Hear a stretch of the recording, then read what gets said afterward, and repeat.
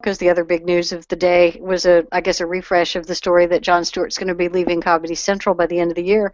But Jon Stewart is considered primary news, one of the primary news sources of the millennial generation. I mean, their secondary news source is Facebook.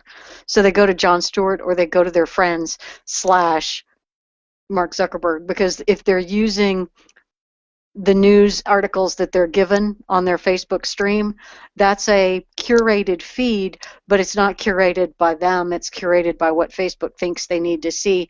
And I think they mistakenly trust the authenticity of that, but it's what they do, and it's the way the world works. But they're looking to Jon Stewart, and they're also looking to YouTube as a news source. And, in a way that's good, because those are probably more honest in terms of news sources. Jon Stewart, I hate that he does the whole clown nose on, clown nose off thing, but at least he doesn't pretend to be the super serious news reporter, investigative journalist. I think you should explain clown nose on, clown nose off for those who don't have that lingo quite down. Well, Jon Stewart is a comedian, and his show is it's a satire news show. I mean, it's not really, it was never meant to be a real legitimate news source, but as his fame has increased and he's begun to believe his own lies or believe his own stories, or I don't know, take himself more seriously, people have started asking him what he really legitimately thinks about the news, rather than understanding that it's all just a comedy routine that he and his co-writers write as comedy routines. They're making jokes, people, but people look at that as legitimate news source. And Jon Stewart then, he likes that. He likes being taken seriously, and so he will go on other sources. He will, because this is all an incestuous kind of industry, they will interview one another, and he will go on and opine about something political and take himself seriously and want to be taken seriously as a commentator. But then when anybody pushes him too hard, he falls back on, I'm just a comedian. So he puts the clown nose on if you're pushing really hard and it's something that he's not really sure about, or if you're going to argue with him and he doesn't necessarily think he's going to win the argument, he falls back on just being a jokester. But then he takes the clown nose off because he wants the millennials to take him seriously as their source of the news. Because if they take him seriously as the source of the news, he can shape them. So basically, I'm a trustworthy source that is never held to a standard. Pretty much. Yeah. Must be nice. Yes, absolutely. That standard that he doesn't hold himself to, that is so often just ignored. It's something that has annoyed me for a long time with Jon Stewart, and it's annoyed me when I've seen it.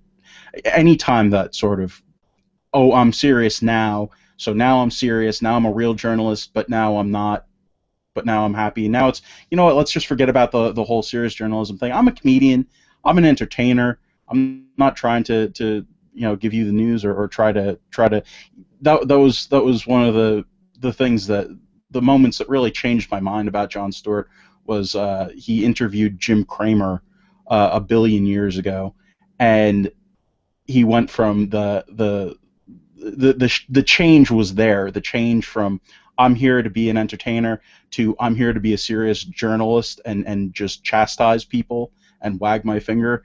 That switch was so apparent, and the fact that he does this for his own, to promote his own political purposes, his own ideology, it's frustrating. And it's also frustrating that, sorry, go ahead. No, just let's make no mistake that what Stewart is doing is advocacy. That absolutely is the case. And whether you try to call it news as advocacy or comedy as advocacy, it doesn't matter. It's all about furthering his agenda. That doesn't mean that he can take the clown nose off and seem serious and unbiased. He might be echoing a lot of questions that people who are not really politically involved would have, and attempt to use those to make some points. But there is absolutely always advocacy going on there. No one can dispute that. Well, when you mock and are able to show video clips and skew them and only, and cut them at just the right place before the opposition can make themselves more legit, and do these kind of things. When you mock dishonesty, when you mock incoherency, when you mock stupidity, it makes you come off as honest, coherent, and smart. And therefore, when you then turn around and your name is Jon Stewart, and you then turn around and comment on the news, you are very trusted by your fan base because you've spent all this time exposing all the things they dislike and don't trust. So they have no reason to believe that you're doing it. And it's kind of what I always say, he's always on offense. It puts you always on offense because you put the other side first on defense by framing and skewing your depiction of them.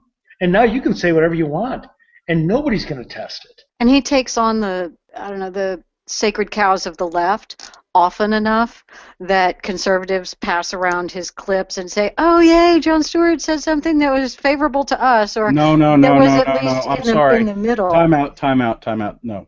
Jon Stewart never says anything. He always destroys things. Oh, right. Jon Stewart destroys X. Yeah. Jon Stewart, it's always he does utter that devastation.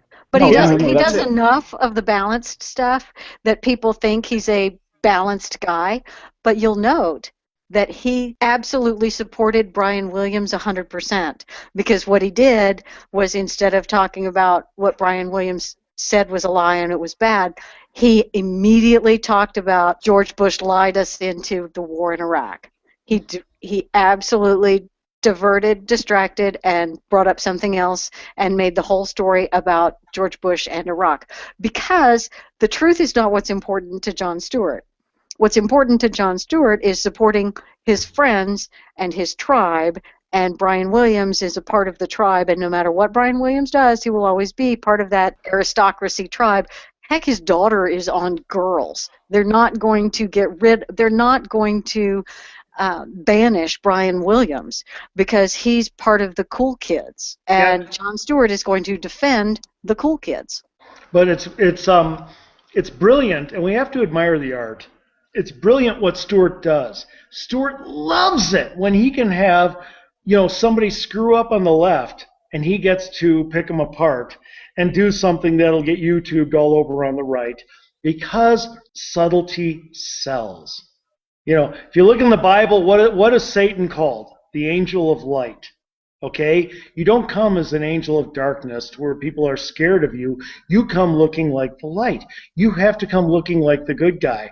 And the good guy is open and honest enough to pick on his own side now and then. That's all by design. He has to pick on his side now and then because, for one simple reason, he wants you to believe all the other stuff he says about the other side. And whenever he picks on his own side, another thing that must be noted usually leads in, yeah.